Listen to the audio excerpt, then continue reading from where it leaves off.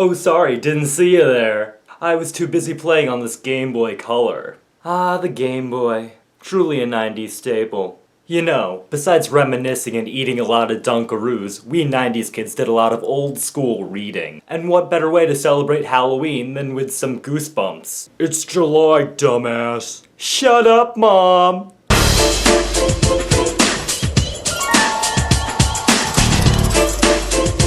Now, I may be stretching things by saying Goosebumps belongs in the 90s. Children across the world are still enjoying them.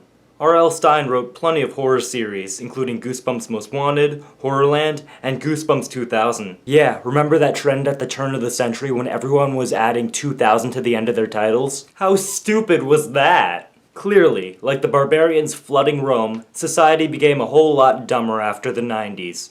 Stupid early 2000s with their frosted tips hair and PlayStation 2s. But I digress, what about Goosebumps? The original horror series is once again rising in popularity thanks to a new movie coming out. Jack Black is starring as R.L. Stine himself. I mean, can't you see the similarity? These books were utterly mortifying for 8-year-old kids, but now that I'm older, I think that this guy was just trying to screw with me. For every ghost and creepy mask, there was a Martian egg space invader or monster running an amusement park. And not like a creepy abandoned amusement park, I mean a full-fledged operating one. It was just weird. Today we're gonna look at the first book that I read when I was a little nugget, Ghost Beach. At first, there's nothing really special about this book. It's about ghosts, and you know, they're, on the beach. Ooh, sand, sunburn.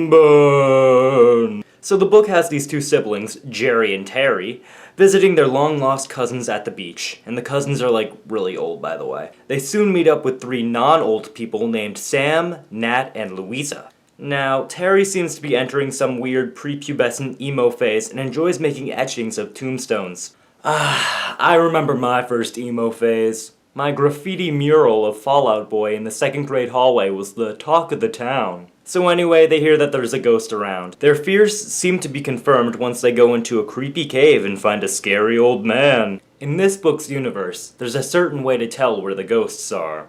It's through dogs. They become agitated and start barking once a ghost is near. Knowing dogs, if this applied to the real world, I'm pretty sure that ghosts would be everywhere. Especially with noisy cars and people. As it turns out, the old man is not a ghost at all, and actually a distant relative of theirs, and even owns a dog. The dog, in turn, starts barking at the 3 kids that the siblings met. Talk about a curious case of a dog at nighttime. What? Sherlock Holmes?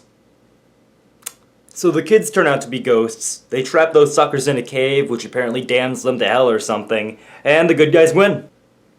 And that's it, I guess. That is, until they go back to their old cousins, of course. Because the dog starts barking again and they turn out to be ghosts too. They contemplate what to do with these rebellious children now that their secret's out. And that's it. Okay, there's no way the main characters are gonna survive that. They're totally friggin' dead. No happy ending, everyone's dead. It's horrible. There's nothing good left to cling on to. Forget it, Jake, it's Chinatown. And I mean, it's no big deal once you're older. You're very familiar with bad endings because you know how much the world sucks. But this is revolutionary for a little kid who's only heard stories of the bad guy getting his comeuppance. Ain't no comeuppance in this story. No. Story ends. Everyone's dead. Go to sleep.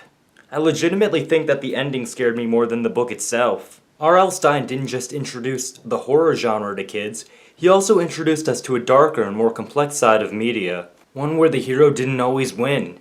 And you learn to appreciate the product as a whole rather than just savor the ending. Just goes to show how awesome the 90s were. My final verdict for this book is a 1996 out of 10. Read it to your kids, read it on the beach, read it to your Colombian mistress, I really don't care, just read it.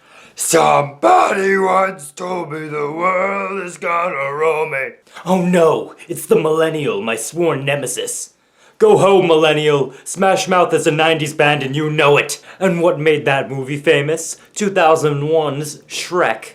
Now if you excuse me, I'm gonna go eat Oreo O's and watch Totally Spies. Oh yeah, the Oreo cereal, I love that stuff.